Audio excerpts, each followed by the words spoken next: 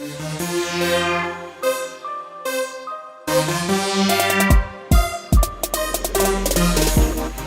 girl, welcome back. This is your coach Andrea Dickerson, and I'm excited because we are on step 16 of the 21 steps to own and operating a successful childcare business. In this step, I want to make sure that you seriously understand the importance of having weather policies and procedures. So just recently, we had a huge hurricane warning come throughout our city, and we had to evacuate. And when it came to us evacuating, we had to consider several facets of our business.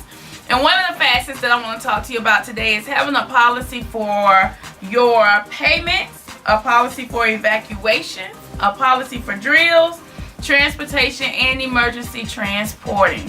Alright, so let me tell you a little bit about why I say you need to have a policy for payment. Do you know that most parents would think because it's a hurricane that they don't have to pay for that week of services, especially like if they were out like a full week?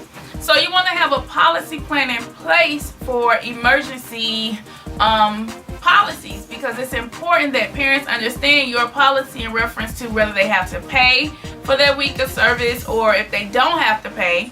And you also want to have a policy to dictate whether or not you're going to charge the same rate or if it's going to be a different rate. So that's number one. And then number two, you want to have an evacuation policy and procedure.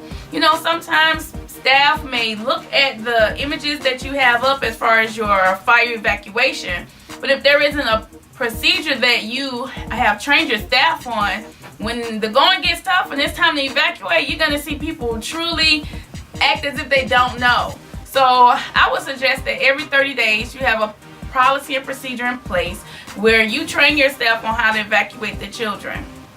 And then the next one is you want to make sure that you are conducting transportation emergency policies and procedures.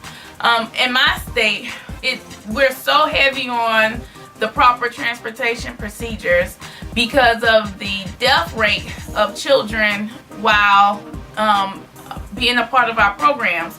So you may have children that are left in vehicles. You may have children that die while being transported. And so with so many cautions going on, you definitely want to have a policy and procedure for transportation. And then you want to have an emergency transportation policy.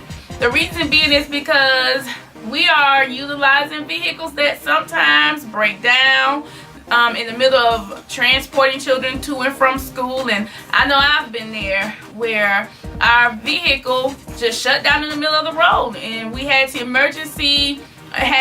create an emergency to go and pick up the children. And so you want to have a policy in place where it's written that your staff and or an additional transportation service will go out and pick up the children in the event that your vehicle just breaks down in the middle of transporting children. And then you want to have an emergency squad transportation policy. I've had it happen where if the emergency squad comes out to your childcare business and they have to transport a student to the hospital or emergency room, you want to have it written on who's responsible for that payment. You know, some parents may be under the impression like, you called, you're going to pay that emergency squad bill.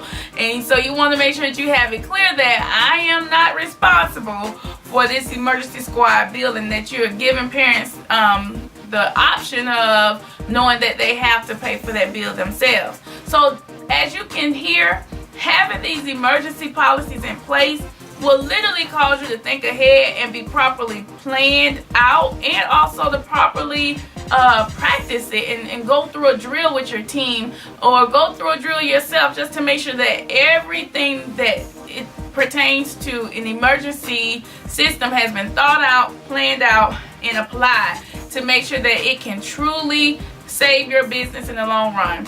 And I believe that if you do this policy and procedure, you will avoid a lot of mistakes that we've made. Just recently, like I was telling you guys with this hurricane, we had to have our policies intact. I had to train my team to make sure they understood what to do with such a big change in attendance from the children. So with all of that being said, I want you to download your cheat sheet, and then on your cheat sheet I'm going to give you a few more action steps for you to complete so that you can have fast action in creating this emergency policy and procedure. Alright, so this is your coach, Andrea Dickerson, and I will see you on the next lesson. Bye, you guys.